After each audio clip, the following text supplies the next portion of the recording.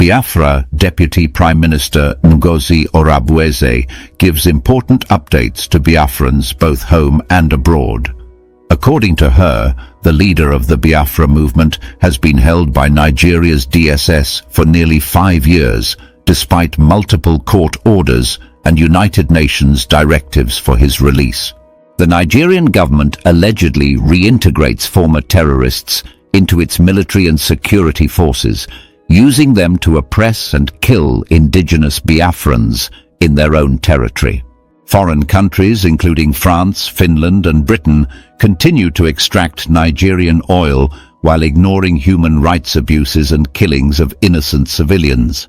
President Bola Tinubu and Chief of Defense Staff Christopher Musa are accused of corruption, election rigging and orchestrating violence in Biafra land while sending Nigerian resources abroad.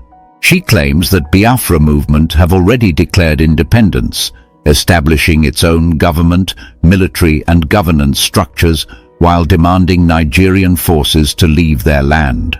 Finland and other nations are accused of aiding Nigeria in suppressing Biafra's independence movement by arresting its Prime Minister, Simon Ekpa, and supporting Nigeria's military actions. Many Biafrans allegedly suffer from extreme poverty, lack of health care and education, while the Nigerian government fails to provide essential services. Biafrans are reportedly being arrested, detained, and falsely accused of terrorism for advocating self-determination, with excessive bail amounts placed on detainees.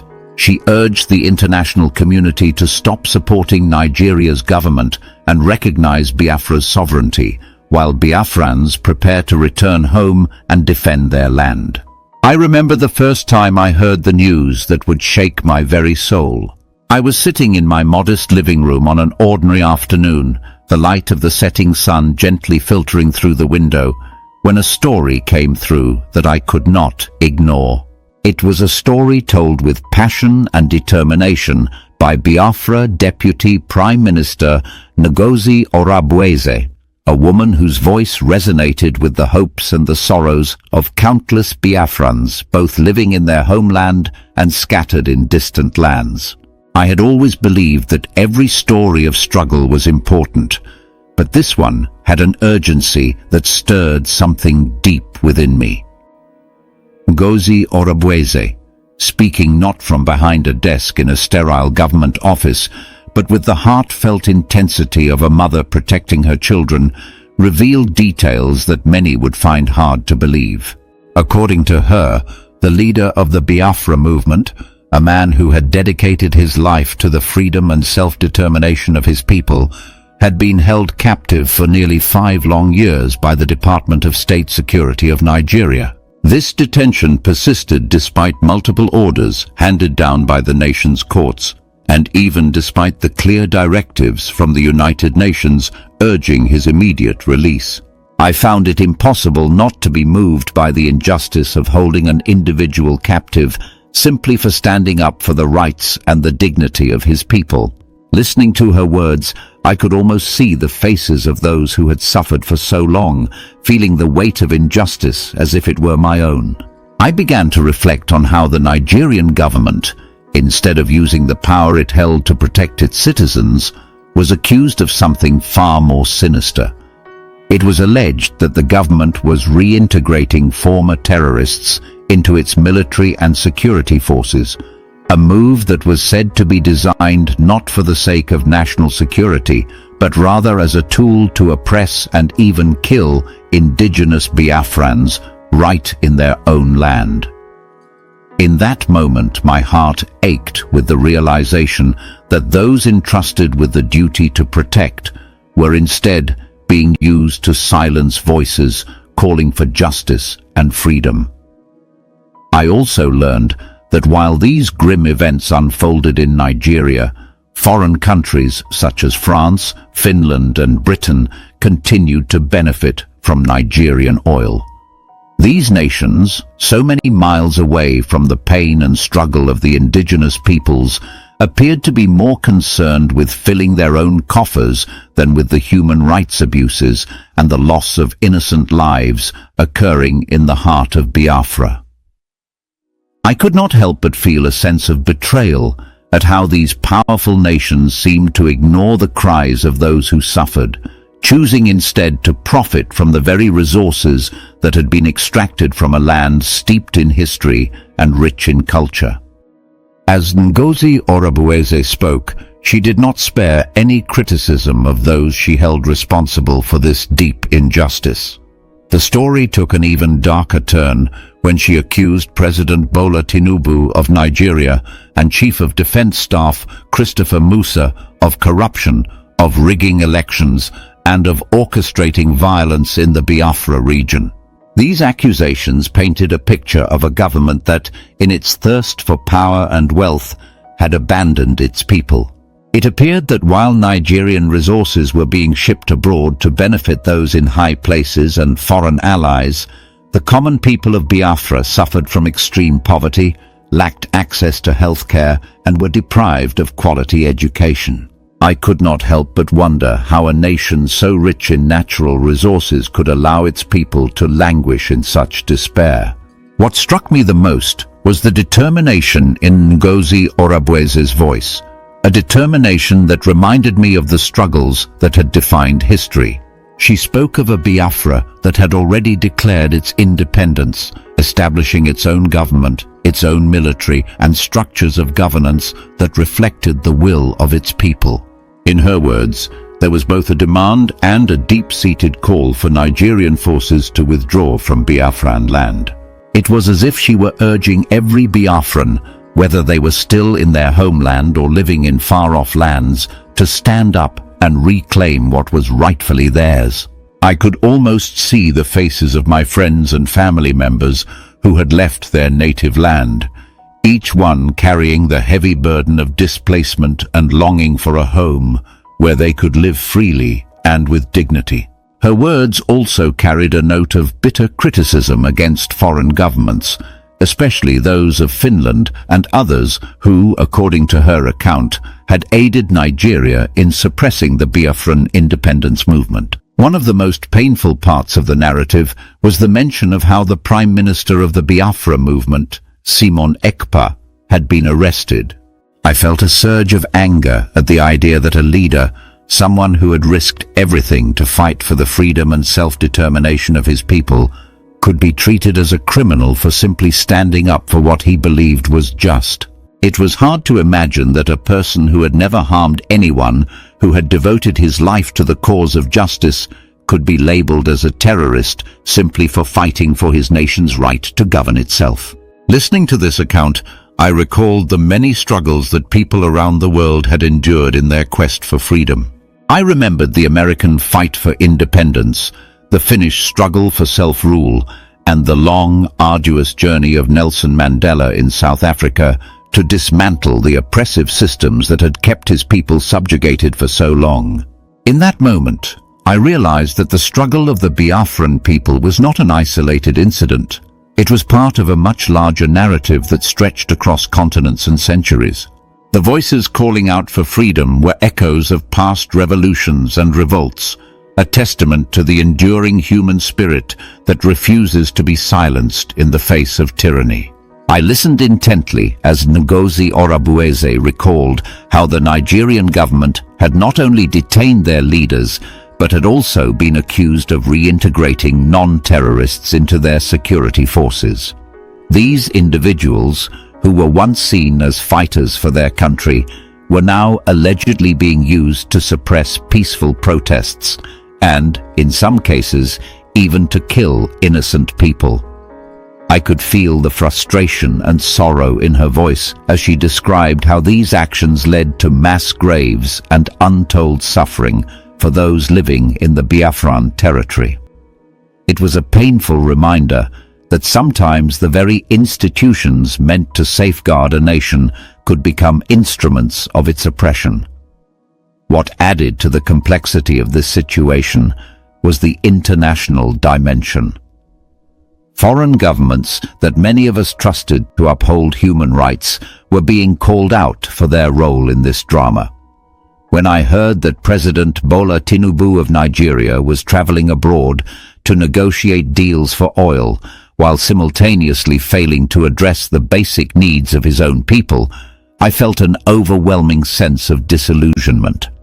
How could it be that a country so blessed with natural wealth could allow its citizens to suffer without basic amenities like proper healthcare, decent schools, and reliable infrastructure? The contrast between the luxurious lifestyles of some government officials and the daily struggles of the ordinary people was jarring and heartbreaking. Ngozi Orabueze did not hold back her criticism of the foreign nations that profited from Nigeria's oil reserves. She pointed out that countries like France, Finland, and Britain were more concerned with their own economic interests than with the human rights violations taking place on Nigerian soil. These nations, it seemed, were complicit in the systemic oppression of the indigenous Biafrans by continuing to extract resources without addressing the underlying injustices.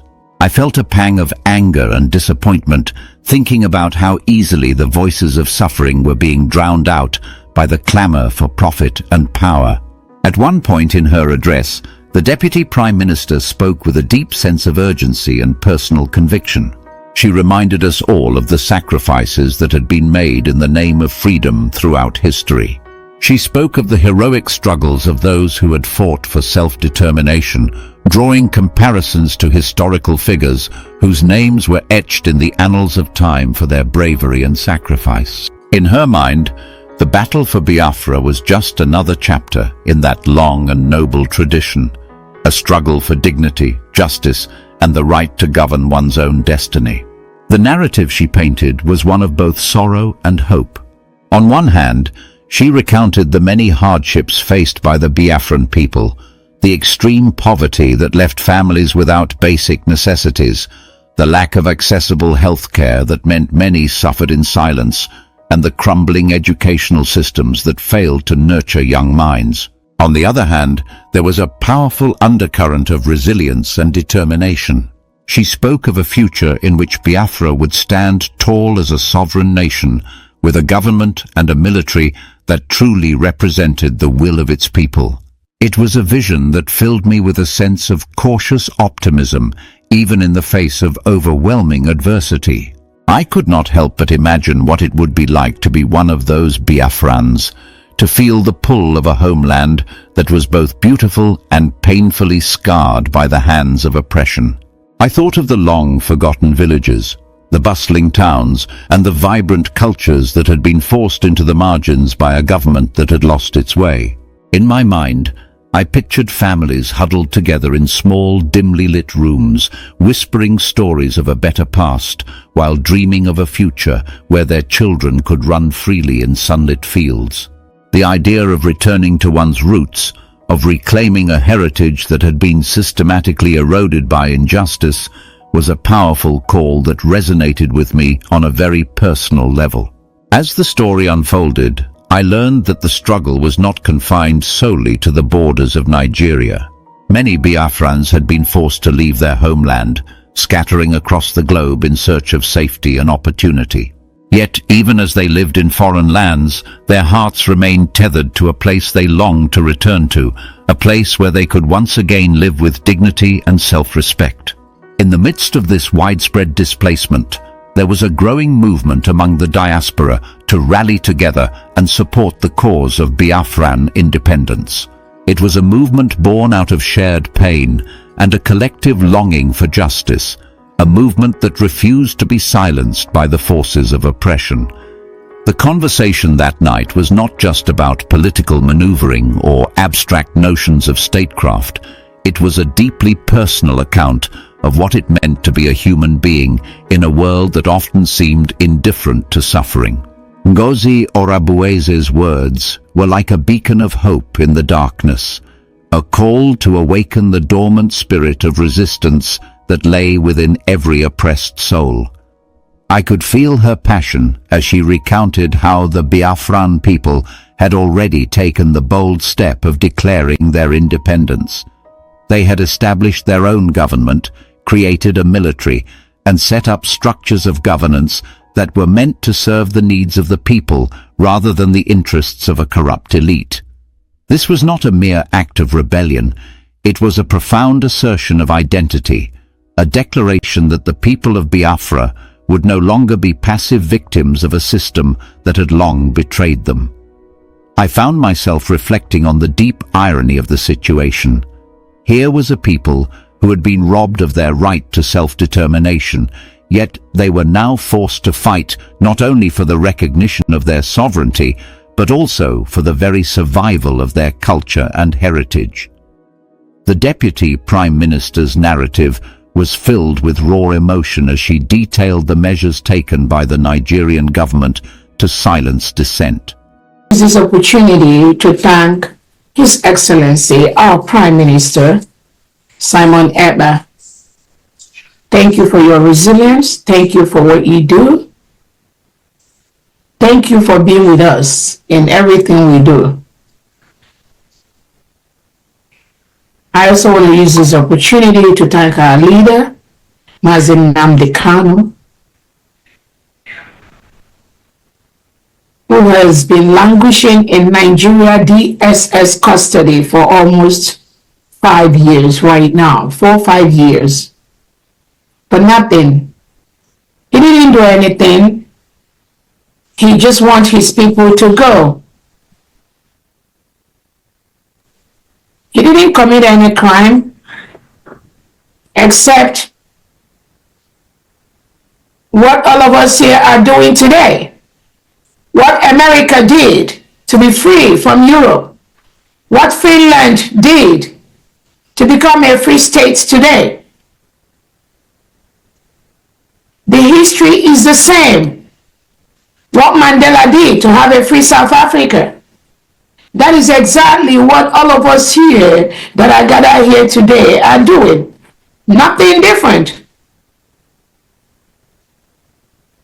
The same story. People learn, people yearn to be free from a government that oppresses, suppresses, reintegrates non-terrorists into the military and police and armed forces and use them to kill innocent indigenous Nigerians and Biafrans and Christians, murder them, bury them in mass graves, and nobody wants to talk about it. They don't talk about it.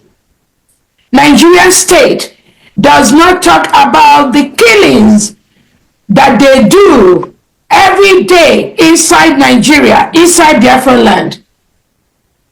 When Tinubu goes to France to negotiate for oil, when Finland Foreign Affairs Minister comes to Nigeria to negotiate for oil, when Britain continues to reap from the oil that are produced in Biafra land, you do not discuss these killings with Christopher Musa, the Nigerian Defense Minister. No, he doesn't tell you this. He tells you that Biafrans, we are separatists, we are terrorists, we are killing people, we are, they use all derogatory and criminal names to define us. That is what the Nigeria state do to their foreign counterparts that are part of the criminality and murder and genocide going on in Biafra territory every day. If you are a foreign state, a foreign leader, and you have any business to do with Nigerian state, you should be ashamed of yourself. And you must know that you are participating and encouraging the killing of innocent men, women, and children, not only in Nigeria, but also in the Biafra territory. You should be ashamed of yourself. And Biafra has been declared because of this genocide, because of these killings. Today, Biafra is a sovereign nation, and we must defend our territory. So I'm using this opportunity to call on any world leader that are negotiating, that is benefiting from the oil reserves of Biafra land. From today, you need to stop. You need to quit. Because you cannot continue to reap from us while the Nigerian state reintegrates non-terrorists and ship them to our land to kill us because we are just voicing out our opinion. Because we are trying to develop our land, because we want to make Biafra a better place. We want our people to live just the way your people live in Finland, live in Europe, live in America. That is what we aspire for our people. So if you are part of the Western country milking the oil from Nigeria, which comes mostly from Biafra land, you are part of the genocide of killing innocent Biafrans who wants to have a better life, just like you and your children are having. That is what all of us are fighting for. That is all we fight for. It is a basic right for self-determination. We have a right to rule ourselves. We do not want the criminals that are heaped on us by the Nigerian state during elections. Ballot boxes are stolen away.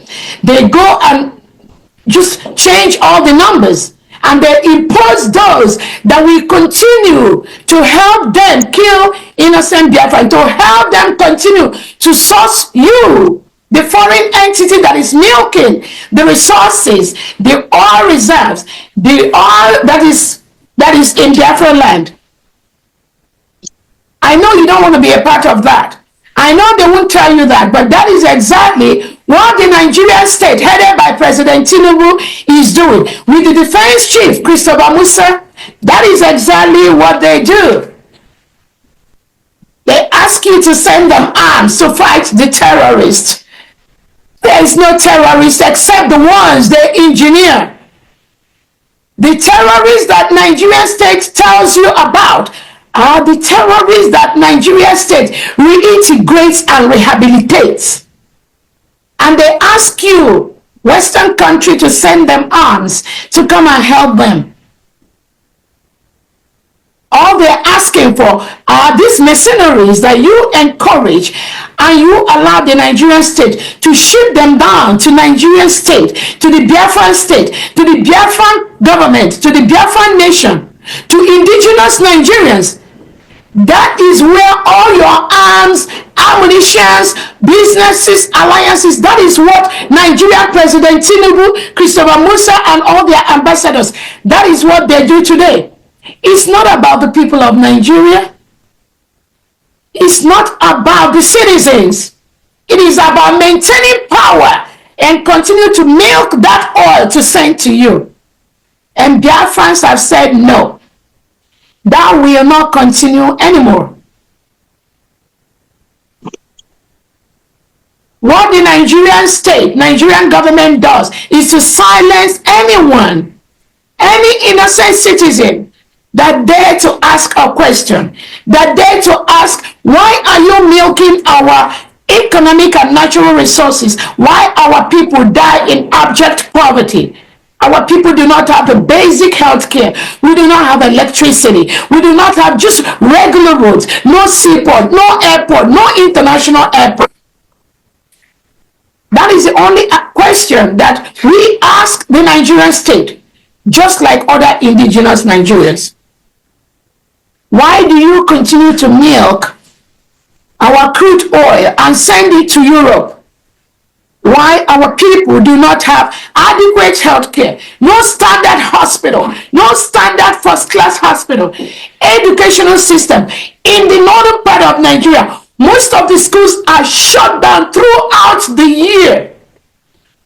And you are a foreign company, a foreign country, reaping in the blood of innocent indigenous Nigerians.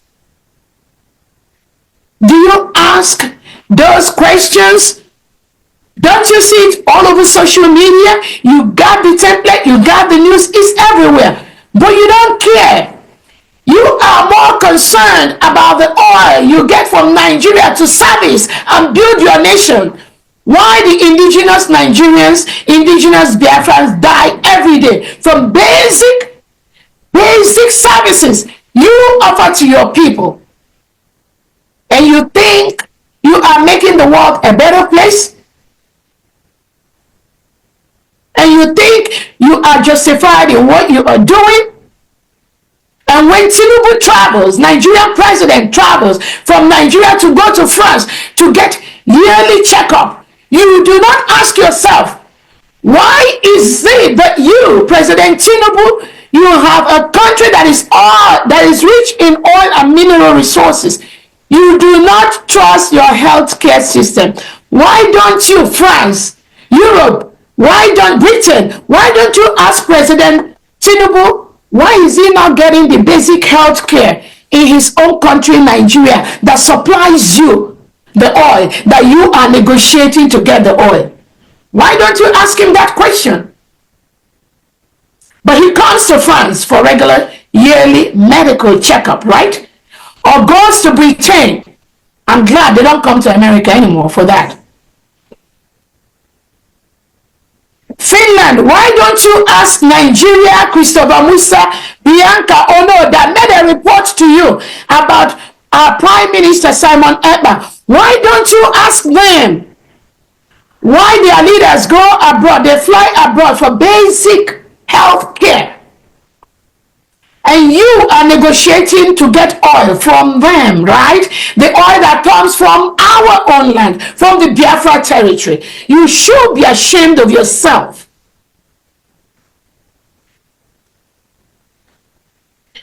So, I welcome all Biafrans. We thank God today, Biafra is a sovereign nation.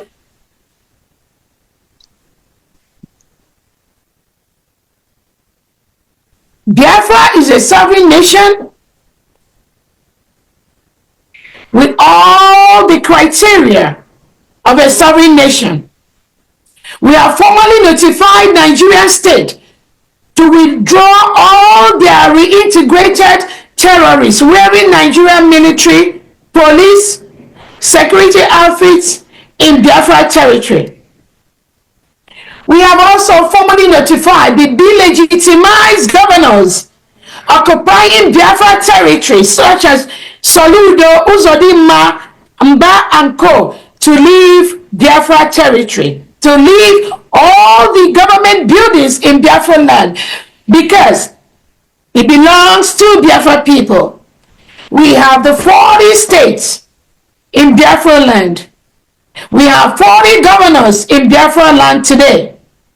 These Biafran governors, they've recruited over 30,000 indigenous Biafrans that are ready to start work from day one in Biafra territory.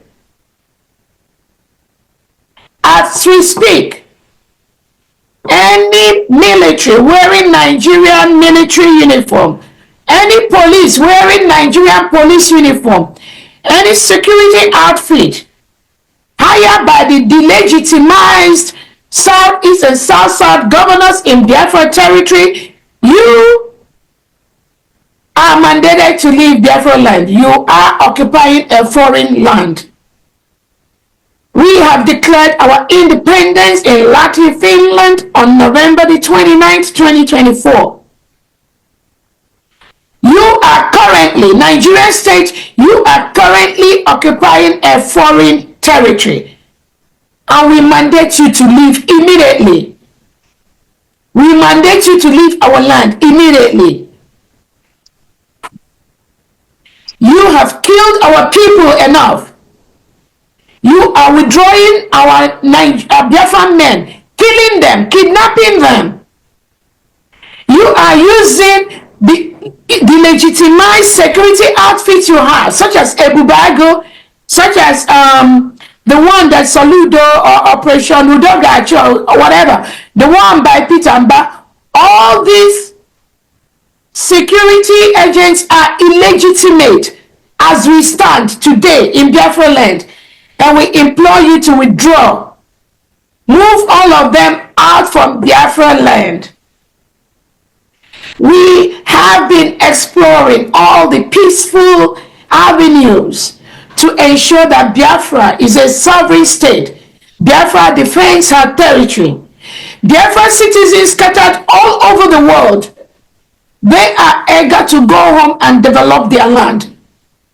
Give their people those basic amenities that everyone enjoys in a Western world.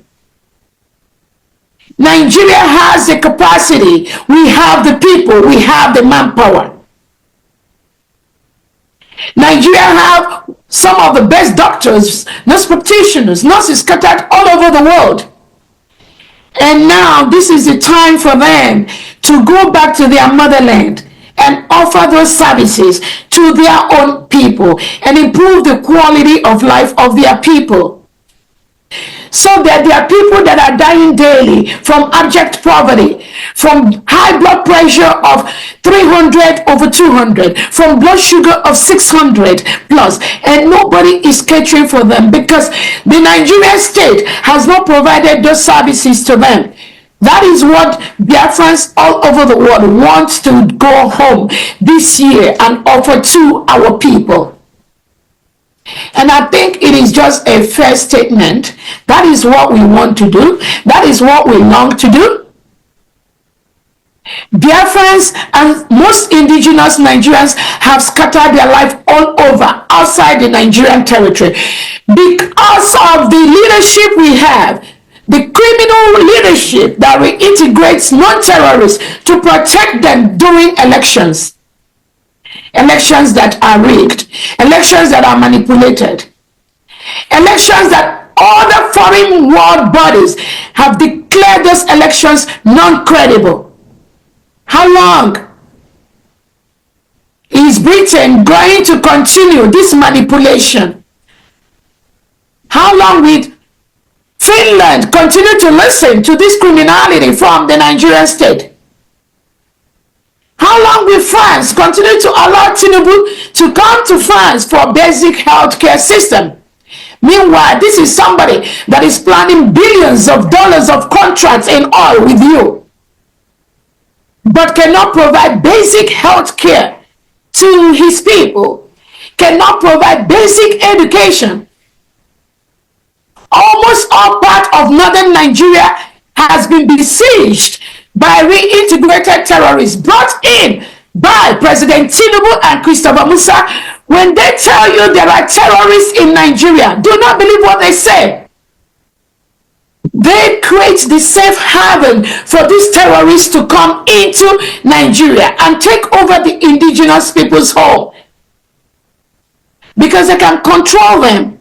They can count their numbers during election for them to continue to perpetuate themselves in power.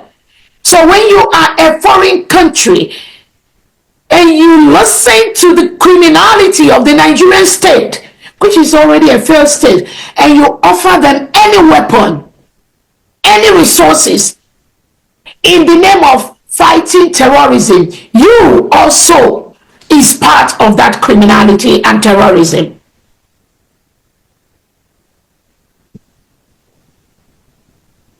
We are Biafrans. We have the right for self-determination. We have the right for self-defense.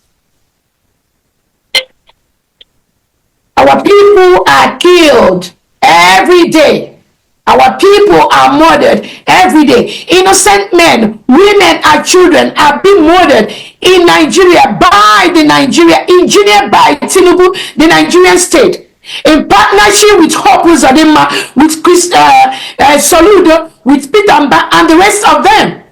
This is a calculated, systemic thing they've been doing to kill almost all males in Biafra territory, arrest them. They are scattered in different jails across Nigeria. Most of them are tagged terrorists.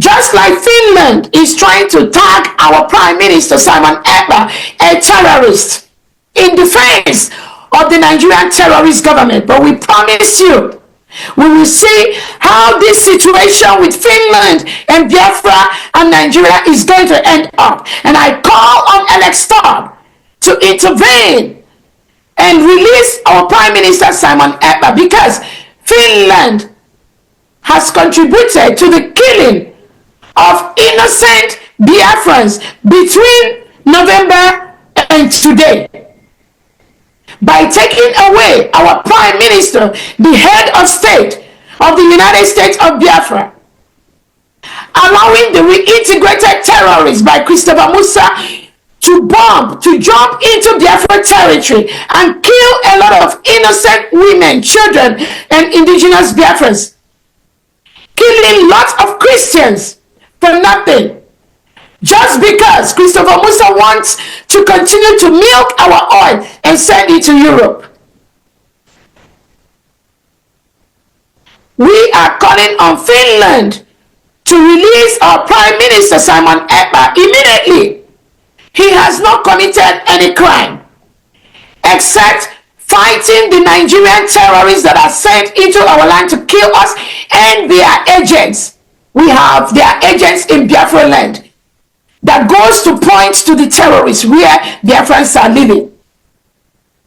And those agents, they are existing in Biafra land, and we will continue to fight them. If they come to kill us using the reintegrated terrorists, we are going to self-defend our people. We are also calling on the Nigerian government, headed by Tinubu, to release our leader Nnamdi Kanu. He has not committed any crime. The United Nations Committee on Extradition Redemption has told Nigeria to release our leader Nnamdi Kanu and compensate him. Nigerian state has refused to do that. About 2 to 3 competent law courts in Nigeria, inside Nigeria, have told President Tinubu to release Nnamdi Kanu. Till today, Nigeria refused to do that. So where is the justice? Where is making the world a better place? When you have heads of governments performing and being part of criminality to silence the freedom of speech, to silence innocent indigenes that seek for their own freedom. Where is the justice in the world? Where is making the world a better place? Why the United Nations, on one hand, has told Nigeria to release our leader Nnamdi Kanu, the United Nations Secretary Guterres has said that reintegration of non-terrorists will make Nigeria a better place. It's on record because he supports that. And that is why Biafrans will continue to be grateful to President Trump and what he does to bring sanity to the world, to make the world a better place. Making the world a better place is not just from what people or what leaders say by mouth. Making the world a better place is also shown by the action you carry out as a leader. You do not make the world a better place, President Stubb of Finland, by arresting the head of state, the head of government of the United States of Biafra, incarcerating him now for almost 90 days.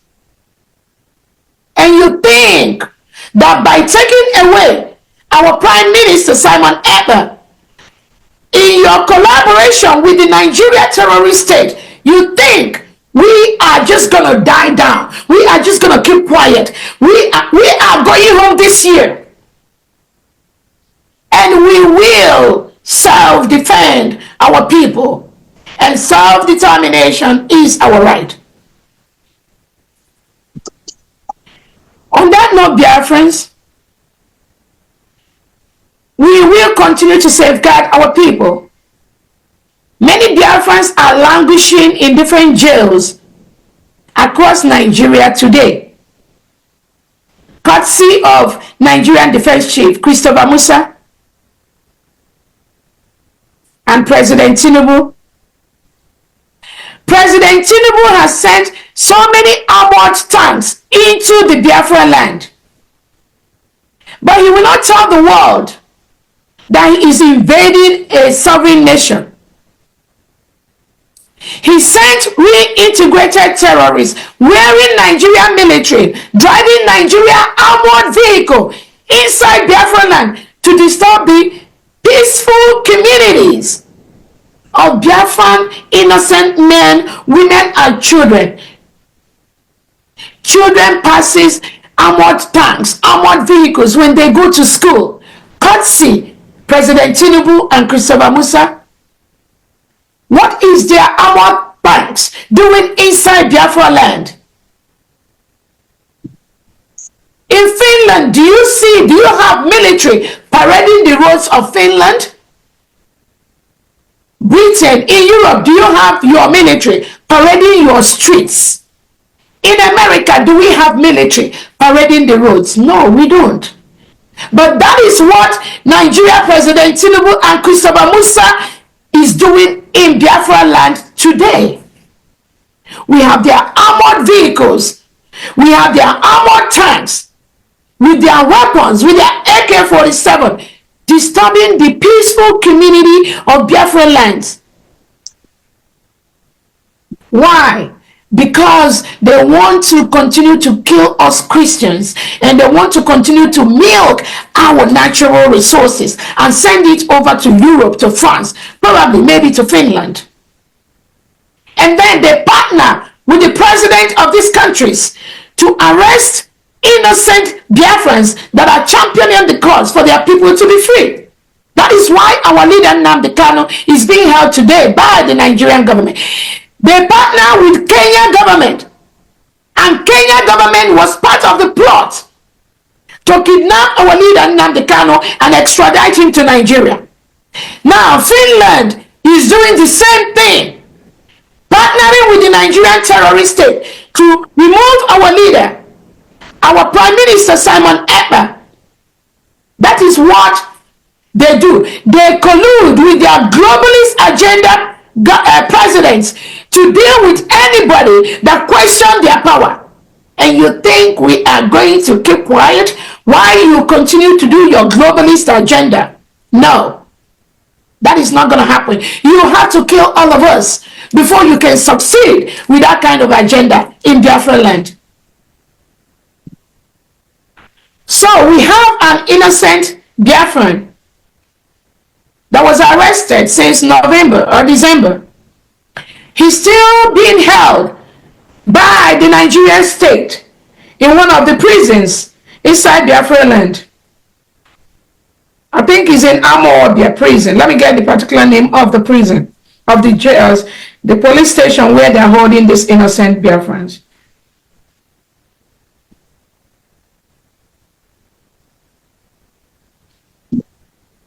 Yes, I think it's the Amawabia. So this innocent Biafran was taken away by the Nigerian state. He has been locked up since November by the Nigerian police.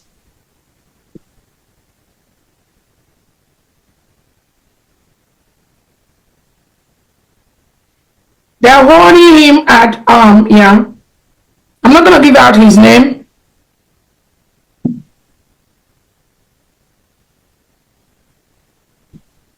Yes. In around Oka, yeah. That is where they're holding this innocent Biafran. He is detailed by the DSS, Nigeria DSS is the one detailing this innocent Biafran from Oka. Oka is where the capital, hopefully, of the ex-Biafran state, where Soludo is the governor. They took this innocent Biafran from Oka police station. That is where his bail. supposed to be done. And when our lawyers followed up, the crime that the Nigerian state, Soludo, accused this guy is for terrorism. They accuse this innocent Biafran for terrorism. Just for saying he's a Biafran, he stands for fighting for Biafra. It is our basic right to determine who rules us. The Nigerian government with Christopher Musa and Soludo, they tagged this innocent Biafran a terrorist. And they put his bail at around 3 million naira. 3 million. Just for him to come out. I spoke with the wife. They've detained this guy since around November 2024 till now for committing no crime. Just imagine how many innocent Biafrans that are being committed in several Nigerian jails. And when I got the description of where that guy sleeps, on hard floor, very cold, and I strongly believe that is what Finland and Nigeria is doing to our innocent Biafrans too. That is what they do. They excommunicate them first. They lock them up. They isolate them, psychologically and physically trying to destroy innocent Biafrans for nothing, just for the oil, so they can continue to take the oil in our land.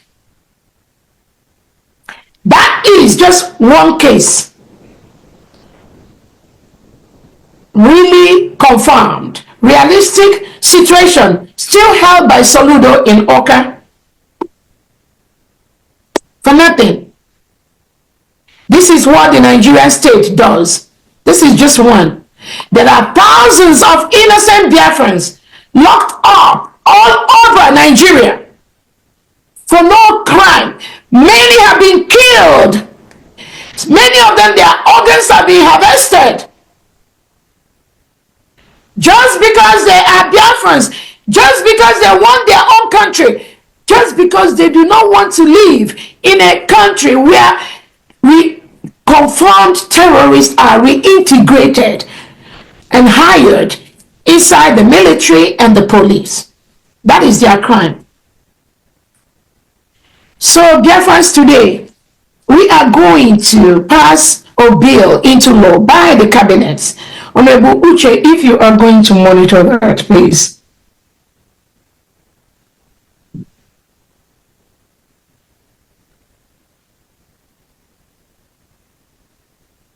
Give me 1 minute and I'm going to read the bill and then read the statement of the government of the United States of Biafra on the crime of being a Biafran. Those of you who sees Biafrans as criminals, you are the criminal from today. You are the one committing the crime because we've done nothing. We are very loyal people. We obey the laws of the lands where we live. We follow the laws of the land where we live. We do not invade anybody. We do not take people's homes. We do not kill Christians. We do not kill Muslims. We do not invade and take over people's homes and properties. Anywhere in the world where Biafrans and indigenous Nigerians go, they follow the rules of the country. But you who are the criminals, based on your quest for the oil from the Biafra territory, you categorize us as terrorists. You kill the Christians. It doesn't matter as long as you get the oil. That's what you're interested in. Today, it's going to end.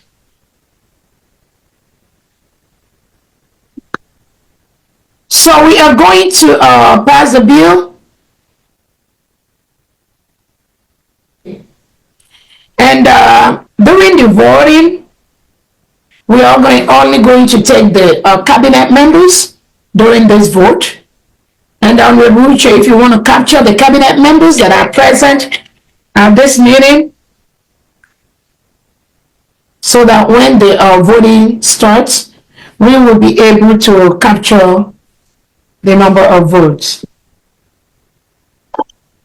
So it's going to be, I'm going to go ahead and read. Again, before I proceed, I want to also thank all Biafrans that are listening. I know it's not easy. Some of us have been through a lot, and we've been tolerating a lot. And that is why we've declared our independence, and we are telling Nigerian government to leave our land, because we are not going to continue to allow them. We have notified the Nigerian state officially that Biafra is a sovereign state, is a sovereign nation. That official notification has been done to the office of Nigerian President Tinubu. We are not seeking your permission, because you do not need to give us permission to be a free nation, because it is our right. We are already a nation.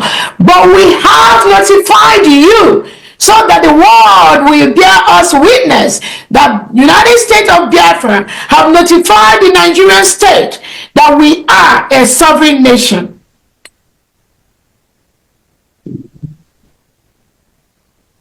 We have also notified Finland that they are holding the head of a government. They are holding the head of the United States of Biafra. We notified Nigerian state they are holding the leader of the United States of Biafra. That notification is part of the peaceful process we are going through to let the world know we are doing what we have to do in a peaceful way to protect the United States of Biafra.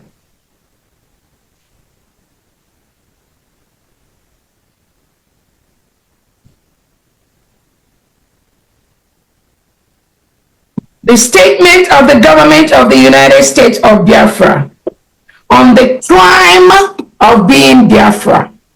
Crime of being Biafra, which Nigerian state has been selling that narrative to their global counterparts all over the world. The crime of being a Biafran. And I read,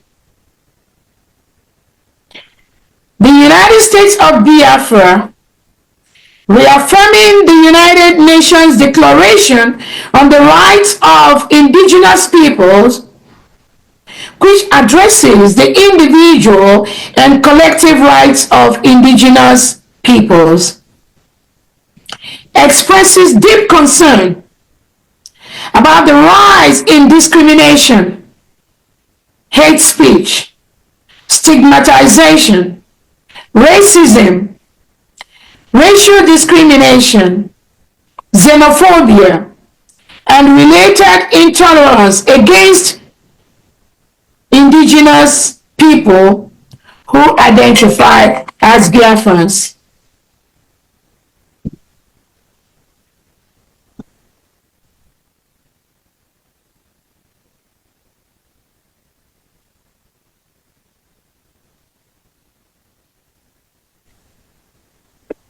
Sorry about that. Let's start all over to read this, because that's a statement we need to clarify. We also term that the right to self-identity. Our right to self-identity. It is something that is very, very important. Because Nigerian state has misinformed the world on who Biafrans are. And based on that misinformation, some Western world has been giving Nigerian state arms and ammunition which they use against the Biafra people. We all remember when the Toscano jet was given by the United States of Biafra, when Tinubu and his cohorts went to lie to America that there are terrorists in Nigeria. And they were given those jets. And they were warned not to use those jets in Biafra territory, in the southern part of Nigeria. But did they obey that? No. President Tinubu and Christopher Musa has broken that Lehi Accord by using those Toscano jets against the Biafran people. They've used that to kill innocent indigenous Biafrans and also innocent indigenous Nigerians. The reports are there where they use those jets to kill innocent indigenous Nigerians in the northern part. Not once, not twice, not 3 times. They send the reintegrated terrorists with this aircraft. They go up and bomb and kill hundreds of innocent Christians in northern Christian zone. And they come out and apologize. They also kill some innocent Muslims in the process.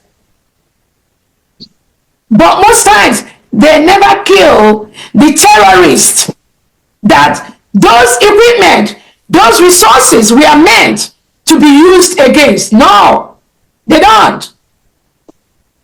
Why? Because they support those terrorists. They support them for the Islamization agenda they have. Nigeria is a nation that have almost 50% of Christians and 50% of Muslims. But today, we have a Muslim ticket where we have the Muslim being the president, the Muslim being the deputy president. What do you expect? That is why Christians are murdered in their hundreds in Nigeria, and no one is talking about that. Tinubu is not talking about that. Christopher Musa is not talking about that. A nation that have 50% Christians, 50% Muslims have been dragged. The whole nation has been dragged into the Islamic organization, IOC. Today, Nigeria is a member of the IOC. Where do we, Biafrans who are Christians, stand? How can you drag a whole part of a nation into an Islamic organization? Britain was part of that. And you expect us to keep quiet? Innocent Christians who are born in the northern part of Nigeria are forced to live by the Muslim law. You all remember Deborah that was stoned to death, a poor innocent Christian, and many others. That is what Tinubu and Christopher Musa is perpetuating and supporting today. And some of you international leaders, you are aware of this, or you may not be aware, but you are hearing it from me today. That is what they are doing. Ask them. If they say that I'm lying, I will provide the fact. I will provide the raw data to you. So how can we be Christians living in Nigeria, and now all of us have been dragged into the IOC, and they made us live by the laws that guide the Islamic organization? Is that fair? Who does that? And you want us to keep quiet?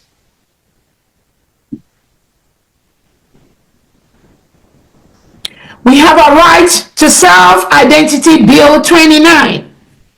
Right to self-identity bill 29. The United States of Biafra, reaffirming the United Nations Declaration on the Rights of Indigenous Peoples, which addresses the individual and collective rights of indigenous people. And we have so many indigenous people in Nigeria.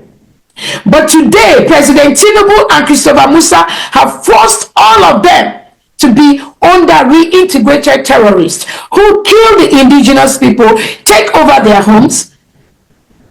The senators, one of the senators said that they kill them, chase them away. That's why you have proliferation of IDP camps.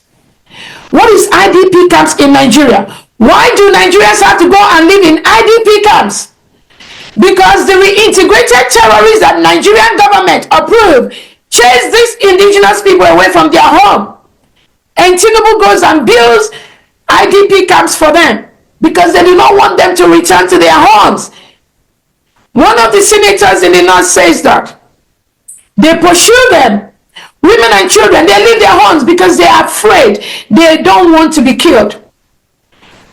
1 month or 2 months after that, those their original homes are taken over by reintegrated terrorists rehabilitated by the Nigerian state. That is what is going on. They cannot come back to their homes. So they establish IDP camps. What is the origin of the IDP camps in Nigeria? It is initiated by Tinubu and Christopher Musa. That is what they do. And then when these indigenous, innocent citizens want to go back to their homes have been taken over by terrorists. And Nigerian government is not going to say anything about that. They take over their homes. And then they will tell you that there are terrorists in Nigeria. They need arms and all that. And you, foreign leader, you keep on supplying them with arms that they use to kill indigenous Nigerians, indigenous Biafrans. I'll continue to read. Recognizing also that Biafran individuals have the right to life, physical and mental integrity, liberty and security of person, and the collective right of indigenous people to live in freedom, peace, and security as set out in the United Nations Declaration on the Rights of Indigenous Peoples, and emphasizing the importance of meaningfully engaging indigenous peoples in peace, agreement negotiations, transitional justice processes, conflict resolution, mediation and constructive arrangements. Following the rise in intimidation, harassment, reprisals against Biafra human rights defenders, one of them is our Prime Minister that Finland is holding today. And our leader, Nnamdi Kanu, that Nigeria, Christopher Musa, is holding today. And I continue to read.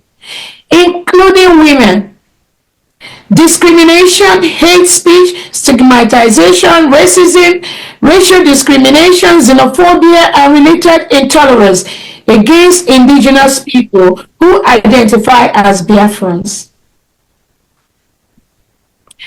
The United States of Biafra Cabinet hereby declare that the crime of being tagged a terrorist for being Biafran by the Nigerian regime, Nigerian government, or any other government of the world, such as Finland, such as the one that Kenya did, is a violation of basic human rights.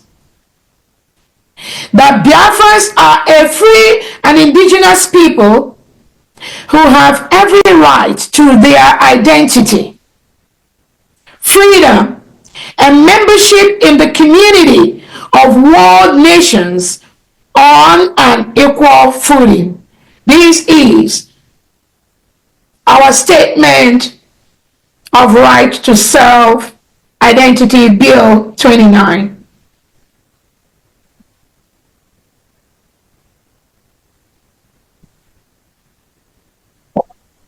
Honorable Uche, if you're available, if you can capture the cabinet members present before we vote. And pass this bill. Cabinet members, please raise your hands. Do they need to raise their hands? Yes. I think to take the platforms and vote through the link. Go to your press platforms and vote the links. Thank you very much. This is the end of our news update. Please click the icon on the top right corner of your screen to watch my next video. You will enjoy it. I will see you again in my next update. Enjoy the rest of your day. Goodbye for now.